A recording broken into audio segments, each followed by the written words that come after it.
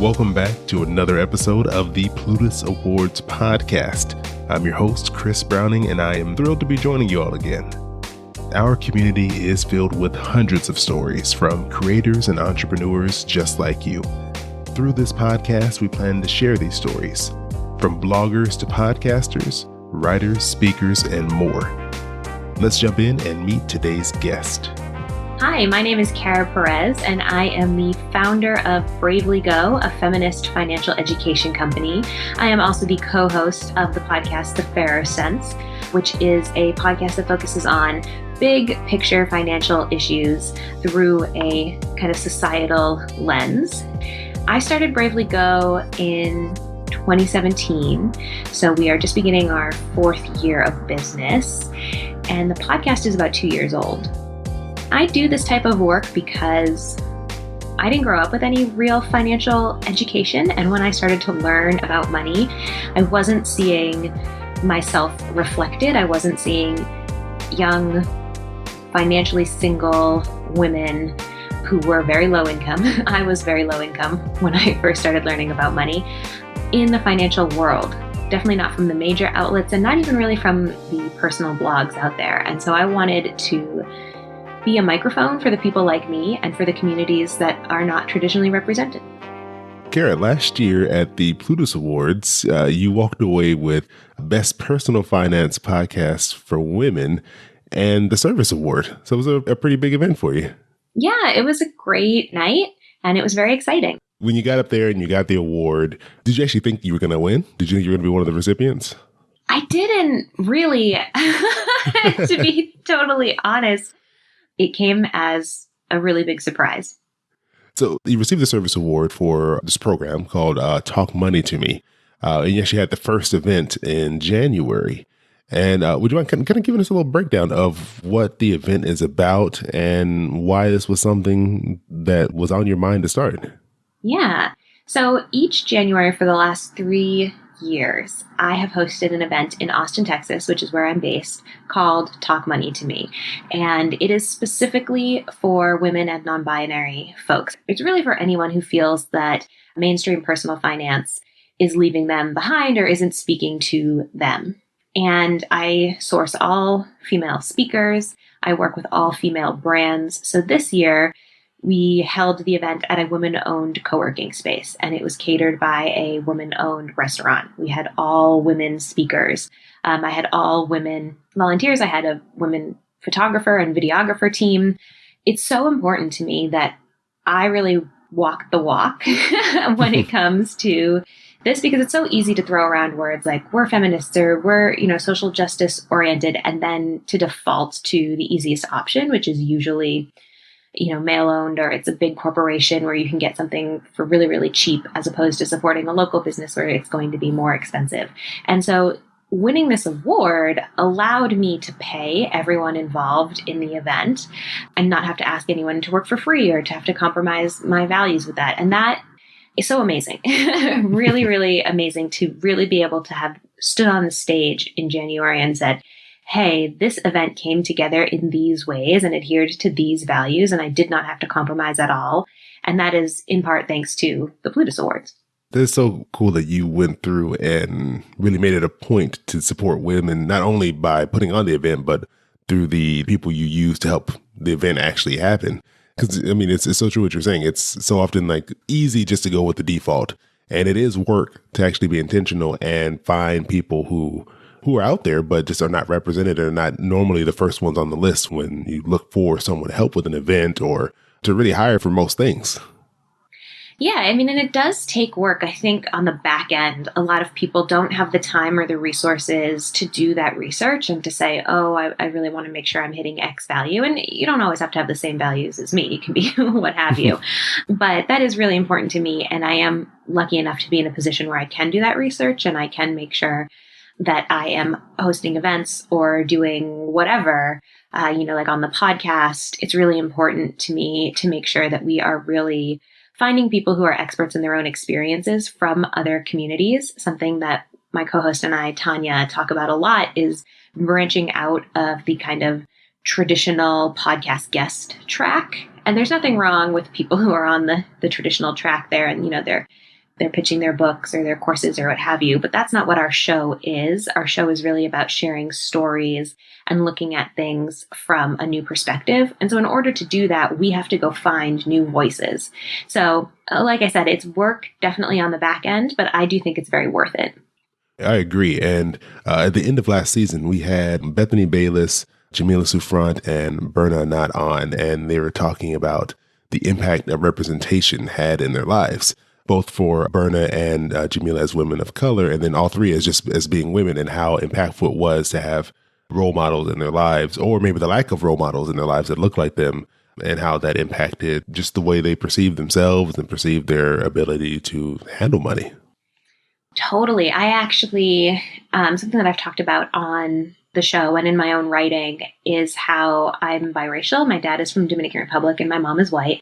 And if you look at me, I mean, I'm white passing. I wasn't blessed with that melanin, but it's something that I've talked about a lot on my platforms, like I said. And I actually had a young woman reach out to me who is half Puerto Rican, half Black. And she was like, man, I just want to say thank you so, so much for sharing your perspective and really taking the time multiple times to talk about the intersectionality of money with different points of our identity.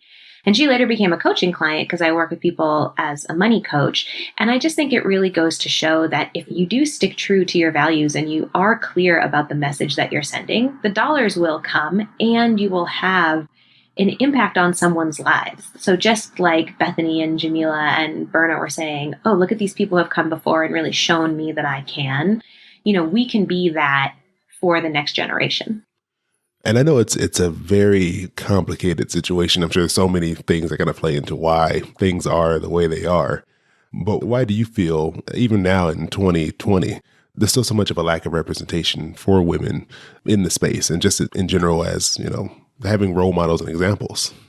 Yeah, I think it's a self-perpetuating cycle in many ways where, one person gets the microphone and they pass it to the people that they know, which often tends to be people in their same socioeconomic circle, people who look like them, people who behave like them. And so we see this in the job market too, right? This internal bias of, oh, I'm a white guy from Minnesota and we have an applicant who's a white guy from Minnesota and I'm immediately kind of bonded to him because we have a similar experience as opposed to I can't relate to this Black woman from South Carolina.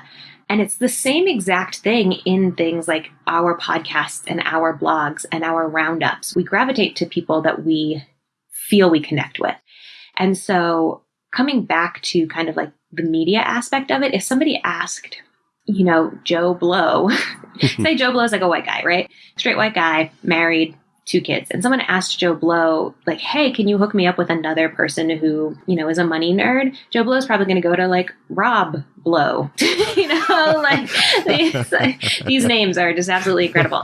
But somebody who is in a similar place to him, as opposed to saying, hey, let me flip the script here and try to find someone who has the opposite financial experience. And I understand like that's not necessarily Joe Blow's job. It's hard to find, but that is how we perpetuate the same people getting the same things. And I say the same people, I don't mean individuals. I mean the same class or the same race of people getting the same things and thus keeping the same people out. That's a great breakdown of that situation. I can see how easy it is for that to continue to happen. So through your events that you're doing, where you really are providing not only a space for education, but also a space that's full of women who are being represented in their various fields, what have you found to be the areas that people who have attended your event have gravitated towards the most? Definitely negotiation. Everyone wants to earn more money. And, women in particular are socialized to be nice and to be the peacemakers. And so we are trained not to ask for more. So a lot of women will say, oh, I know I should negotiate, but it's so uncomfortable, so I just don't.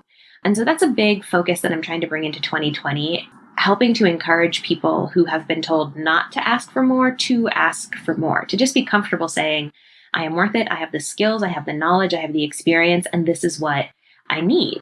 Because that is also a huge part of perpetuating, the wealth and wage gap is people saying, I mean, I don't want to make it sound like the systemic issue is individuals' faults because it's not, but each time a person in a marginalized group does advocate for more, that is helpful to that group. So I really want to make that clear. And people are hungry to do it.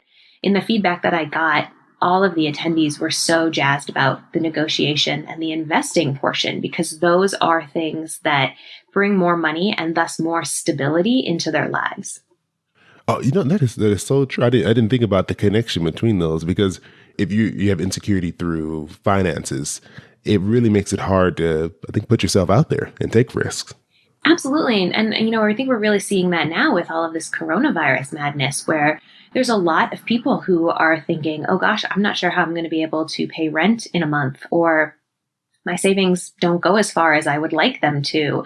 And it loops back into, oh, right, it's because I'm not quite earning enough. And it creates this instability in their lives. Yeah, and I think maybe that's a situation that many people aren't too maybe sensitive to. The fact that I think it's very easy to say if you're from a position of privilege that, hey, just give it a try. Put yourself out there, just take a chance. You can't gain anything if you don't take a little risk. But that's coming from a place of I have the option to take risk and maybe I have the security to do it, where some people, that could be huge to fail and you not know what will happen after that. Yeah, absolutely.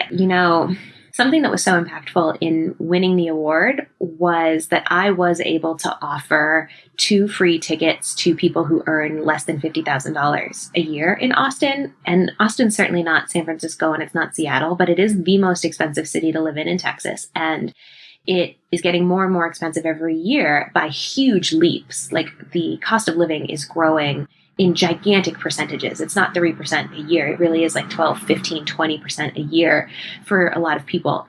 So $50,000 does not go very far. And so having the award money to cover the costs meant that I was able to donate 2 tickets. And one ticket went to a 30-year-old Latina immigrant. I think she made like $43,000 a year. And the other went to a white social worker who made, $49,000 a year. And I'm so glad to have been able to get financial tools and literacy into their hands because now hopefully they'll be able to share that with their communities and it has this ripple effect. And that's something that I'm really proud of. Yeah, I mean, sometimes it really just does take one person to kind of get the knowledge to help it spread to areas where there's not enough resources or people who are actually trying to reach out to those communities. Mm-hmm. And so, I mean, this sounds like a really cool event. This sounds amazing. So I'm sorry that as of right now, the second one's being postponed, at least the in-person version, because of what's going on. But for you, what do you envision for the future of these Talk Money to Me events? Yeah, I would love to do, more of them and bigger events. It would be great. Right now, they are day-long conferences, and that's how I see them being for the foreseeable future. But I would love to be able to add more programming. I would love to be able to take them on the road and expand from Austin, which I've done in some instances, but I have not been able to consistently do that. So that would be really exciting. I would love to partner with other organizations. There are so many people in the finance and in the business world that I admire so much, and to be able to create a Talk Money to Me business event, a Talk Money to Me, retirement specific event would be, I think, really exciting. No, I think that'd be really cool to really see that expand and to hit more areas, because I think in addition, probably people not being familiar with how to handle these topics, probably in addition to that, traveling is not an easy thing to afford either, especially if you're working. So the more these events can be held in other places, probably the more people that will be reached. Yes, definitely. And of all the topics that you've covered so far, I know you mentioned that negotiations was one of the ones that's been probably one of the most important or most popular topics. Are there any areas that you would like to cover that you have not covered at this point? Oh, yeah, definitely. There's a couple of areas of personal finance that I think are kind of like, I don't know, black holes, because that might not be the exact right metaphor, but there are just maybe so few people sharing their experiences, and the information is nuanced and it changes semi-frequently that I think a lot of people just don't want to get into it. And so one of those areas would be money for immigrants. And that really happens on a lot of different levels. There are a lot of people who move to the United States who are very financially secure in their home countries, and then they have to just learn the American banking system. And it's like, oh, it's just really, really different. And there's a lot of immigrants in the United States. So I think that would be really, really fun to get into and a cool way to help people at a bunch of different income levels. Something else that I'm really, really interested in, and I've spoken at a few high schools, but I would love to do more for the younger generation. I just can't help but think how different my life would be now if I had grasped the importance and honestly the fun of money at a younger age. I had my financial awakening at 26. And if that had happened at 18 or 16, my whole life would be different. Like nothing would be the same. So I would love to bring a level of excitement to kids that are in high school now. I think those are two communities that definitely need to have more outreach and more connection and education available. When I was in college, I actually worked at a bank in the city I grew up in. That city was a large Mexican population. A lot of people were first generation immigrants into the country. And so a lot of them would come into the bank and they would have no idea what was going on. Some of them would have to bring their kids in. They kind of help them walk through what was going on. And there weren't a lot of resources because, unfortunately, walking to the bank isn't the best place to actually get help. They're really just there to take your money in a lot of situations and maybe sell you some products that you don't really need. And it's very easy to be taken advantage of when you're not familiar with what's going on. Yeah, I think too, like the word immigrant now, unfortunately, has been kind of co-opted by some shady characters. And it brings to mind for many people a certain image. And we have to remember, like, immigrants come on all levels and all backgrounds, all races, all income levels. Like I have a friend whose boyfriend is British and he is an immigrant to this country and he makes $300,000 a year and is 6'1" and is white and gorgeous and living his best life. And he's an immigrant in the same exact way that anyone else is. When he came over here, the first time he was 18, and now he's like 31 or something. I don't know. But he was like, oh my God, your banking system is so weird. Like, it's just weird. It's so drastically different from what we do in England.